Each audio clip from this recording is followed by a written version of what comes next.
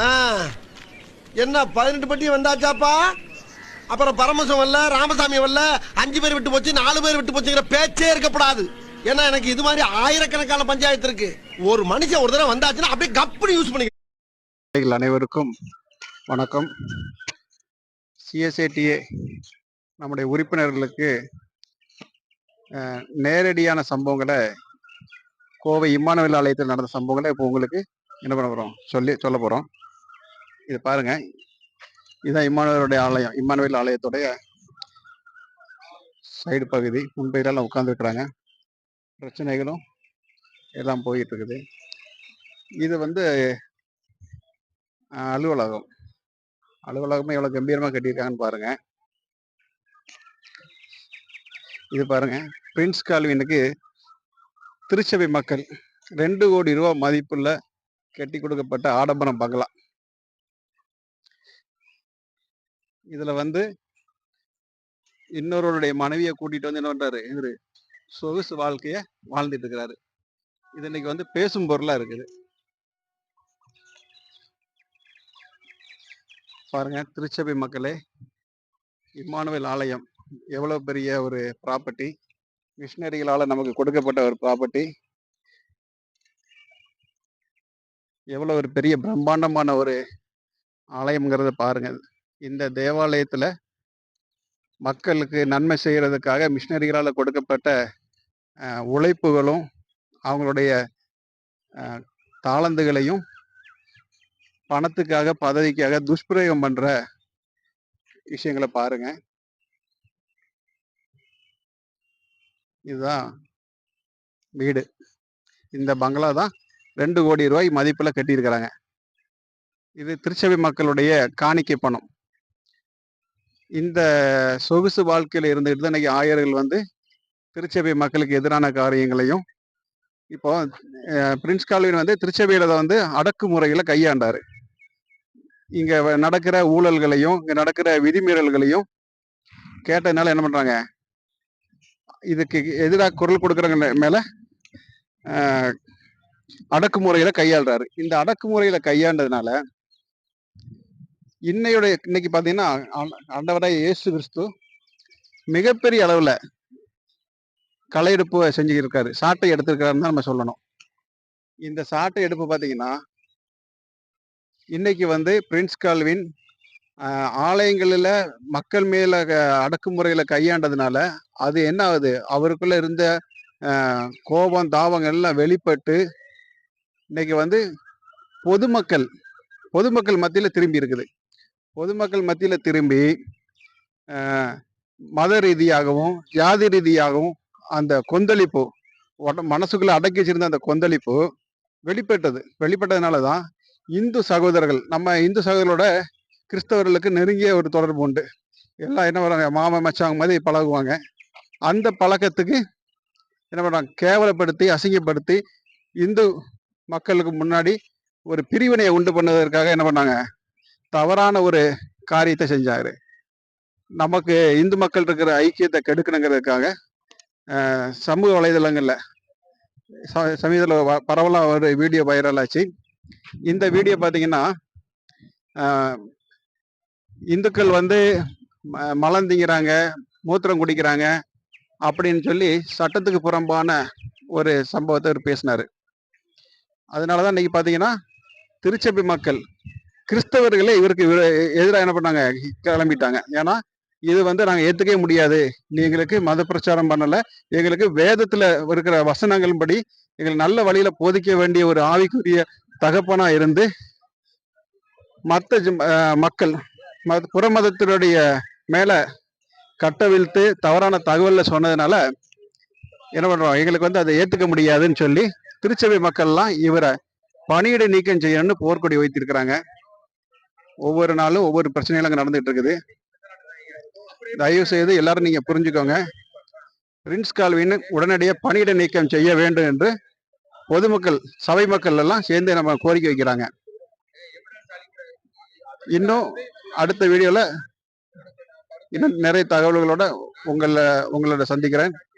ஜெயக்குமார் ஜெயபால். நன்றி. என்ன தெரியும், புழுக்கட்டையும் தேங்காய் மூடியும் சாப்பிட்டுட்டு திரிகிறேன். நீ மாடு மூத்திரத்தையும் குடிச்சிட்டு திரிகிறேன். என்னையும் ஆன்மீகம் உங்களுக்கு? மாட்டை திங்கிறவன் கீழ் ஜாதி, மாட்டு மூத்திரத்தை குடிக்கிறவன் மேல் ஜாதி. இது எங்கேயாவது இருக்குமா இங்கே வாழ்க்கையில்? அறிவு தான் இருக்குதா என்னன்னே தெரியல. மாட்டோட சாணியை திங்கிறவன் மேல் ஜாதி, கிராஸ் பெல்ட்டு அவரு. அப்புறம் அந்த சாணியை வருதில்ல அந்த மாடு, அது திங்கிறவன் கீழ் ஜாதியா. இது என்ன தெரியல. உலகத்துல ஒரு ஒரு மலத்தை திங்கிற ஒரே ஒரு இனம் எங்க இருக்குன்னா அங்கேதான் இருக்கு. உலகத்துல எந்த இனமும் ஒரு மலத்தை திங்காது. திங்குமா? அங்கே இந்தியாவில் மட்டும்தான் அந்த மலத்தை திங்கு அந்த மூத்திரத்தை குடிக்கிறான். இப்படி போட்ட ஒரு கேவலமான ஒரு இனத்தை இந்த இந்தியாவில் வைத்துக்கொண்டு அவன் சொல்றான், நான் தான் உலகத்திலே நான் பிரம்மாவின் தலையிலிருந்து வந்தேங்கிறான். தலையிலிருந்து வந்தவன் எதுக்குள்ள கீழே இருக்கிற தின்னுட்டு இருக்கிறேன்னு? தலையிலிருந்து வந்தவன் தலையில தான் நிற்கணும். இவன் போய் பின்னாடியே நிற்கிறான். நம்மளாம் மாட்டுக்கு முன்னாடி நிற்போம். இவன் மாட்டுக்கு வாழை தூக்கிதான், எப்படா வாழை தூக்குன்னு பார்த்துட்டே இருக்கிறான். வாழை தூக்கணும்னு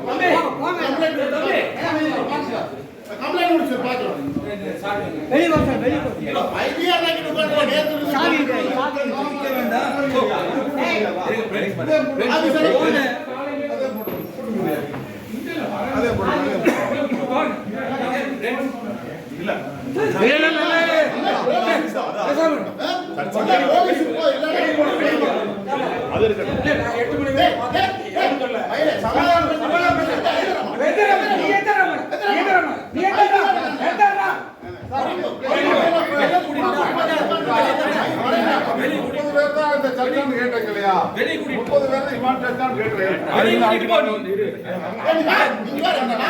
நீ போலீஸ்ல கம்ப்ளைண்ட் கொடு. நான் பேசுறேன் 30,000 நான் பேசுறேன். போலீஸ்ல கம்ப்ளைண்ட் கொடு. வெளிய வா. மரியாதையா சொல்றேன். வெளிய வா. சொல்லமா. நீங்க அப்படியே கூட்டங்க. ஆபீஸ் போடு. ஆபீஸ் போடு. போங்க ஆபீஸ் போடு. ஆபீஸ் நீயே போடிங்க. சாமி நீ பாய் வந்து அப்புறம் வந்துறது. காணா. ஓடு.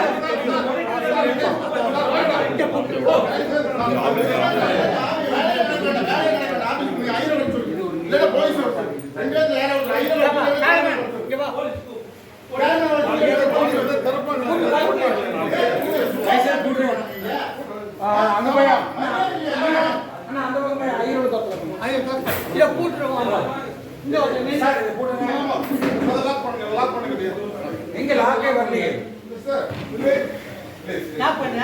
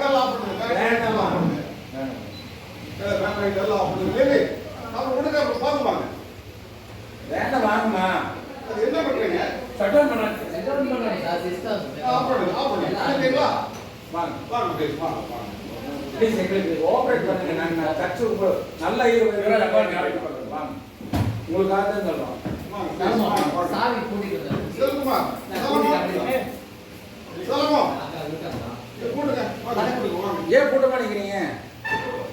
கைசர் கூட்டினா தான் போவேன், இல்லைன்னா நம்ம ஏதோ பண்ணுவேன்.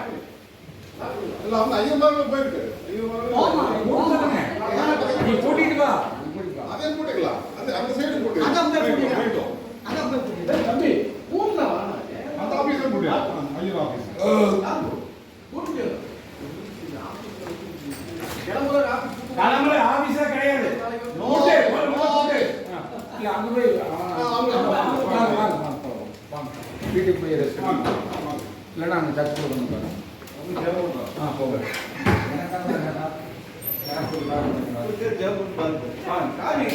எங்க